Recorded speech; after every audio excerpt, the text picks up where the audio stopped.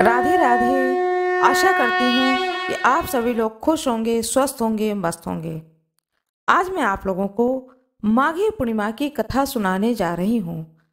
जो कोई भी माघी पूर्णिमा के दिन इन कथाओं को सुनेगा, कहते हैं कि भगवान गणेश, भगवान विष्णु, माता लक्ष्मी सभी की कृपा और आशीर्वाद प्राप्त होगी। जो कोई भी इस कथा को सुनेगा, बड़े ही प्रेम पूर्वक, बड़े ही भक्ति भाव से माघी पूर्णिमा पर भगवान गणेश की कथा को अवश्य ही सुने। जो कोई भी पूरे एक मास के लिए पौष पूर्णिमा से लेकर के माघ पूर्णिमा तक एक महीने का कल्पवास करता है, उसका क्या पुण्य फल है, उस कथा को भी आज मैं सुनाऊंगी। आशा करती हूँ कि यह कथा आप लोगों को बहुत ही अच्छी लगेगी। आइए सुनते हैं भगवान गणेश की कथा। श्री गणेशाय नमः। भगवान गणेश की जय हो। एक गांव में एक बुढ़िया रहती थी, साथ में उसकी एक बेटी रहती थी। परिवार के नाम पर सिर्फ 2 ही लोग थे घर के अंदर। उन लोगों की आर्थिक स्थिति अच्छी नहीं थी। माँ अपनी बेटी से कहती है, बिटिया रोज भगवान गणेश की तुम पूजा किया करो, जिससे कि तुम्हारे जीवन में किसी भी प्रकार का कोई संकट ना आए। आज मैं जीवित हूँ, कल मैं तुम्हारी शादी कर दूंगी। मैं जीवित रहूं या ना रहूं, लेकिन भगवान गणेश तुम्हारे साथ सदा सर्वदा बने रहेंगे। वह लड़की अपनी माँ से कहती, ठीक है माँ, बताओ इसके लिए मुझे क्या करना होगा। तो माँ कहती है कि बेटा रोज मंदिर जाया करो और भगवान गणेश से प्रार्थना किया करो कि तुम मेरे भाई हो और तुम ही मेरे बंधु हो, तुम ही मेरे अपने हो, तुम ही मेरे सब कोई हो। इस धरती पर मेरा कोई नहीं है। ऐसा नित्य भगवान गणेश के सामने हाथ जोड़ करके प्रार्थना किया करो और जो भी अपनी समस्या है उस समस्या को उनसे कह करके आ जाया करो। वह लड़की नित्य इस काम को करने लगी। धीरे धीरे उस लड़की का मन भगवान गणेश के प्रति श्रद्धा और भाव के साथ में भर गया। साथ में वह गणेश जी से स्नेह करने लगी कि यह मेरे भाई हैं। बड़ा ही उसे स्नेह हो गया। उसके स्नेहपूर्ण भाव को देख करके भगवान गणेश भी सदा सर्वदा उस लड़की की रक्षा करने लगे। इधर क्या होता है कि घर में कोई पुरुष वर्ग नहीं होने के कारण वह जो बूढ़ी माता होती हैं, वह क्या करती हैं कि लोगों के घरों में बर्तन धुलने का कार्य करने लगती हैं। लेकिन इतना लोग नहीं देते थे खाने पीने का सामान कि जिससे उनके जीवन आराम से कट सके। बड़े ही दुख पूर्वक उनके दिन गुजर रहे थे। एक दिन की बात है, वह बूढ़ी माता सोचती हैं कि जो भी घर में कूड़ा करकट है उसे बेच देती हूँ तो कुछ पैसे आ जाएंगे, तो कुछ आराम मिल जाएगा। ऐसा सोच करके जो भी घर में कबाड़ था वह बेचना शुरू कर देती हैं। एक दिन की बात है, उस बूढ़ी माता का नजर एक कटोरे पे पड़ता है। वह देखती है कि यह कटोरा किसी भी काम का नहीं है। मैं इस कटोरे का इस्तेमाल तो करती नहीं हूँ, लो इसे भी मैं बेच दूंगी। जो घर घर बर्तन देने वाले आते हैं उसको इस कटोरे को बेच दूंगी और बदले में नए स्टील के 1-2 बर्तन ले लूंगी जो हमारे काम आएगा। यह पुराना बेकार कटोरा मेरे किसी काम का नहीं है, इसे मैं उठा के बेच दूंगी। ऐसा वह मन में निश्चय कर लेती है। एक दिन वह एक आवाज को सुनती है कि एक व्यक्ति बाहर बेच रहा होता है और कह रहा होता है कि पुराने बर्तन दे दो, बदले में नए बर्तन ले लो। वह अपनी बेटी से कहती है कि जाओ इस बर्तन वाले को बुला लाओ दरवाजे तक। लड़की दौड़ के जाती है और उसको बुला लाती है जो बेच रहा था। माँ कहती है बर्तन बेचने वाले से कि भैया मेरे पास तो ज़्यादा कुछ नहीं है, बस ये एक कटोरा है जो कि बड़ा भारी लगता है। यह कटोरा तुम ले लो और बदले में मुझे स्टील के बर्तन दे दो। जब वह बर्तन वाला उस कटोरे को देखता है तो समझ जाता है कि यह कोई साधारण कटोरा नहीं है, यह सोने का कटोरा है। वो सोचता है कि इस बूढ़ी को तो कोई जानकारी है नहीं, तो कहता है कि अरे यह तो बहुत ही पुराना और बेकार कटोरा है, इस कटोरे को कौन लेगा, मैं भी इसको नहीं लूंगा। ऐसा कह करके बेवकूफ बनाने के लिए वह उस कटोरे को उसके घर के आंगन में फेंक देता है। वह बूढ़ी माता बहुत दुखी हो जाती है, उस कटोरे को फेंक देता है और वो वहां से चला जाता है और मन ही मन सोचता है कि कल परसों में फिर आऊंगा और फिर किसी तरीके से बेवकूफ बना करके यह कटोरा मैं ले लूंगा। ऐसा सोचते हुए वह बर्तन वाला वहां से चला जाता है। इधर वह बूढ़ी माता सोचती है कितना खराब यह कटोरा है कि इसे वह फ्री में भी नहीं लेना चाहता है। बताओ मैं इस कटोरे का क्या करूंगी। तो अपनी बिटिया से कहती है जाओ इसको सीढ़ी के नीचे रख दो, कोई दूसरा बर्तन वाला आएगा तो उसको ही मैं दूंगी कि शायद वही ले ले। वह लड़की कहती है कि ठीक है माँ, और घर के दरवाजे को बंद कर लेती है। फिर वो लोग अपना नित्य कर्म करते हैं और रात को सोते हैं।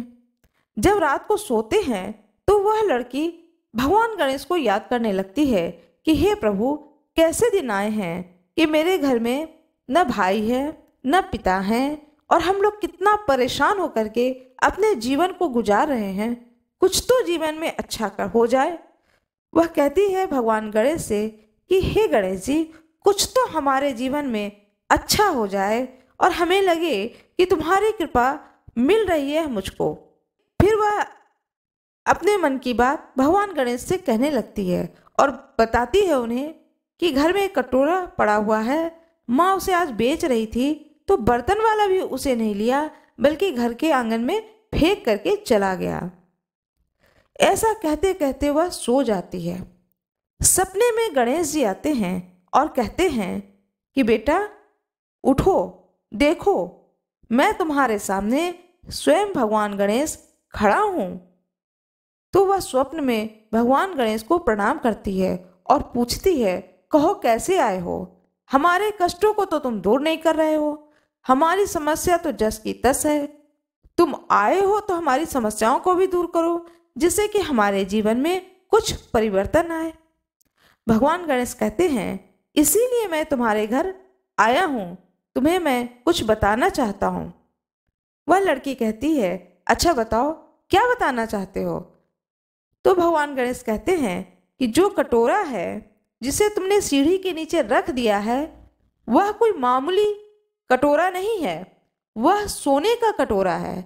उस कटोरे को ले जा करके किसी सुनार की दुकान में बेचो, तुम लोगों को बहुत रुपए मिलेंगे और उस रुपए से तुम लोगों के बहुत सारे काम हो जाएंगे और साथ में अब कभी भी तुम्हारे जीवन में कोई भी समस्या आएगी तो मैं तुम्हारे स्वप्न में आकर के उस समस्या का समाधान अवश्य ही बताऊंगा, क्योंकि मैं तुम्हारी इस भक्ति से, इस विश्वास से बहुत ही प्रसन्न हूं कि तुम हर वक्त मेरा याद करती हो और मुझसे अपनी सारी बातें बताती हो, अपने दुख और सुख को मुझसे बांटती हो। इसलिए तुम्हारे जीवन में अब कभी भी किसी भी प्रकार का कोई भी दुख नहीं आएगा। मेरी कृपा सदा सर्वदा तुम्हारे साथ रहेगी। आशा करती हूँ कि आप लोगों को यह कथा बहुत ही अच्छी लगी होगी। कृपया वीडियो को लाइक कर दीजिएगा, चैनल को सब्सक्राइब कर दीजिएगा, बेल आइकन दबाना ना भूलिएगा। इस दिन तीर्थों में स्नान करना अत्यंत शुभ माना जाता है। प्रातः काल जितना जल्दी हो सके उठ करके यदि गंगा में स्नान करें तो वह अत्यंत ही सर्वोत्तम होता है, लेकिन हर कोई गंगा में स्नान नहीं कर पाता है तो कोई बात नहीं है, अपने घर में ही तीर्थों के जल से स्नान करें। स्नान करते समय मंत्र को पढ़ें, जो कि मैं मंत्र बताने जा रही हूँ। यह बहुत ही सुंदर मंत्र है, इस मंत्र को अवश्य पढ़ना चाहिए। गंगे च यमुने चैव गोदावरी सरस्वती नर्मदे सिंधु कावेरी जले अस्मिन् सन्निधिं कुरु। इस मंत्र को पढ़ करके आप स्नान करें। स्नान करते वक्त अपने सिर से जल को डालें। सिर से स्नान करना चाहिए, जो कि बहुत ही शुभ होता है। स्नान करने के बाद में भगवान सूर्य को अर्घ दें। नित्य जो पूजन करते हैं वह पूजन करें। उसके बाद में एक चौकी पर आसन लगा करके भगवान विष्णु और माता लक्ष्मी की प्रतिमा को रखें। साथ में शालिग्राम भगवान रखें, गणेश जी की प्रतिमा को रखें और उनकी पूजा करें। फूल, फल, अक्षत, नैवेद्य, गंध और सफेद रंग का कोई भी मिष्ठान रख करके भोग लगा करके भगवान का पूजन करें। पूजन में तुलसी की पत्ती अवश्य चढ़ाएं। तुलसी दल भगवान विष्णु के माथे पर तिलक स्वरूप जरूर चढ़ाएं। भी सारा दिन का व्रत रखें। शाम के समय में खीर पूड़ी बनाई जाती है, खीर पूड़ी बनाना चाहिए और प्रतिमा के सामने कलश रख करके भोग स्वरूप जो आपने खीर पूड़ी बनाया है उसे कटोरी में रखें। रख करके उस समय कथा को सुने। कथा सुनने के बाद में भोग लगाएं, खीर पूड़ी का भोग लगाएं। उसी समय जब कथा सुने तब उसी जगह पर एक लोटे में जल भर के रख लें और कथा सुनने के बाद में रात्रि में जब चंद्रमा आकाश के मध्य में स्थित हो जाए उस समय वह लोटे का जल जो कि आपने कथा सुनते समय रखा था उस जल से चंद्रमा को अर्घ दे दें। इस प्रकार से इस व्रत को धारण किया जाता है। अब मैं आप लोगों को कथा सुनाने जा रही हूँ, पूर्णिमा व्रत कथा। हाथ में पुष्प और चावल ले लें और इस कथा को अत्यंत भक्ति पूर्वक श्रद्धा विश्वास के साथ सुने, जिससे कि माता लक्ष्मी आप पर प्रसन्न हो और आपके सारे मनोकामनाओं की पूर्ति करें। एक साहूकार के 2 पुत्रियां थीं। दोनों पुत्रियां पूर्णिमा का व्रत रखती थीं, किंतु बड़ी पुत्री पूर्णिमा का पूरा व्रत करती थी और छोटी पुत्री अधूरा व्रत करती थी। परिणाम स्वरूप छोटी पुत्री की संतान पैदा होते ही मर जाती थी। उसने पंडितों से इसका कारण पूछा तो उन्होंने बताया कि तुम पूर्णिमा का अधूरा व्रत करती हो, जिसके कारण तुम्हारी संतान पैदा होते ही मर जाती है। पूर्णिमा का व्रत विधि पूर्वक करने से तुम्हारी संतान जीवित रह सकती है। उसने पंडितों की सलाह पर पूर्णिमा का व्रत विधि पूर्वक किया। उसके लड़का हुआ परंतु शीघ्र ही मर गया। उसने लड़के को पीढ़े पर लिटाकर ऊपर से कपड़ा ढक दिया। फिर बड़ी बहन को बुलाकर लाई और बैठने के लिए वही पीढ़ा दे दिया। बड़ी बहन जब पीढ़े पे बैठने लगी तो उसका घाघरा बच्चे को छू गया। बच्चा घाघरा छूते ही रोने लगा। बड़ी बहन बोली, तू मुझे कलंक लगाना चाहती थी, मेरे बैठने से यह बच्चा मर जाता। तब छोटी बहन बोली, यह तो पहले ही मरा हुआ था, तेरे ही भाग्य से यह जीवित हुआ है। तभी से इस व्रत का महत्व अत्यंत बढ़ गया है। उसके बाद नगर में उसने पूर्णिमा का व्रत पूर्ण करने का ढिढोरा पिटवा दिया। हे पूर्णिमा माता, जैसे उसको बेटी का पुत्र जीवित किया वैसे ही सभी को संतान देना। व्रत का उद्यापन किस प्रकार से किया जाता है वह विधि भी मैं आप लोगों को बता रही हूँ। जब 13 पूर्णिमा व्रत पूरा हो जाए तब व्रत का उद्यापन करना चाहिए। एक चांदी की घंटी में मेवा भरकर, चांदी की घंटी हो या कोई चांदी की कटोरी हो, उसमें मेवा भर करके साथ में थोड़े चावल और रुपए रख करके आप किसी भी बड़े को, अपने घर के बड़े व्यक्ति को या किसी भी ब्राह्मण को दान स्वरूप उसे दे देना चाहिए। साथ में वस्त्र दान करें, फल दान करें, मिठाई दान करें, इन चीजों का दान कर देना चाहिए। आप सभी भक्तों को माघी पूर्णिमा की हार्दिक शुभकामनाएं।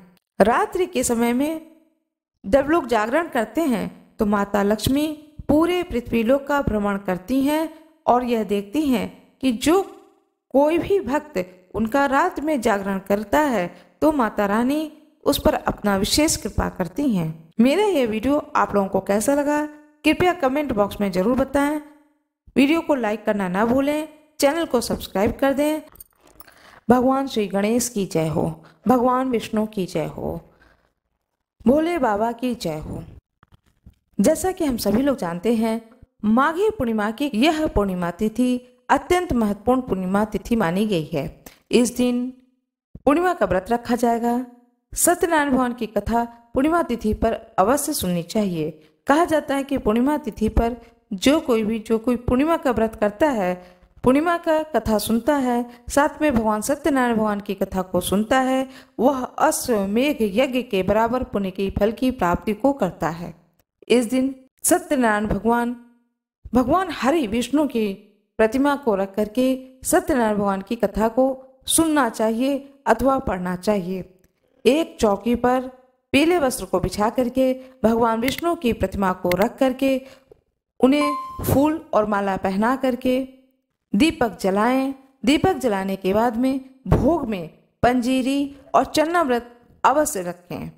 फल और मिष्ठान का भी भोग लगाना चाहिए। इसके बाद भगवान सत्यनारायण की कथा को सुनना चाहिए। जो कोई भी सत्यनारायण भगवान की कथा को सुनता है, भगवान सत्यनारायण हरि विष्णु उसके सारे दुख और कष्ट को हर लेते हैं और उसे जीवन में लक्ष्मी की कृपा की प्राप्ति होती है।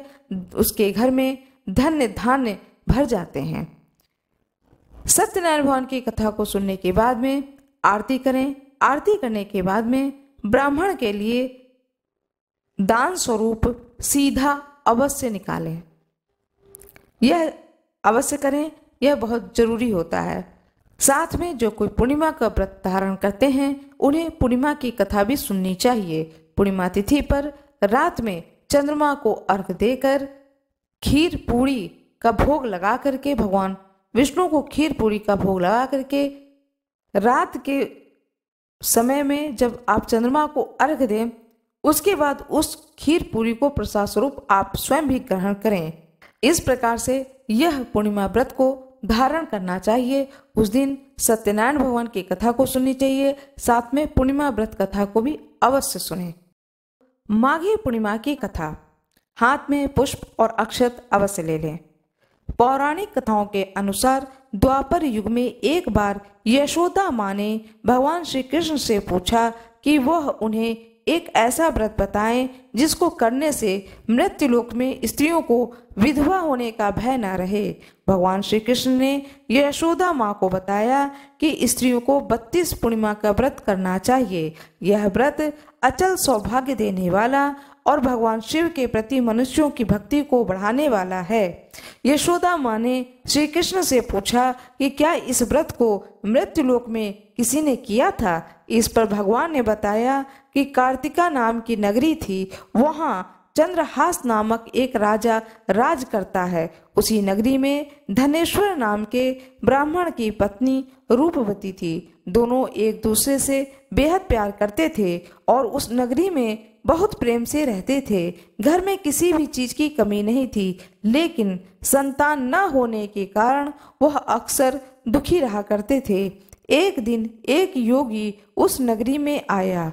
वह नगर के सभी घरों से भिक्षा लेता था, लेकिन रूपवती के घर से भिक्षा नहीं लेता था। एक दिन दुखी होकर धनेश्वरी योगी से भिक्षा न लेने की वजह पूछता है। इस पर योगी ने कहा कि निसंतान के घर की भीख पतितों के अन्न के समान होता है। इस पर उस योगी ने कहा कि निसंतान के घर की भिक्षा नहीं लेनी चाहिए और जो इस भिक्षा का अन्न ग्रहण करता है वह भी पतित हो जाता है।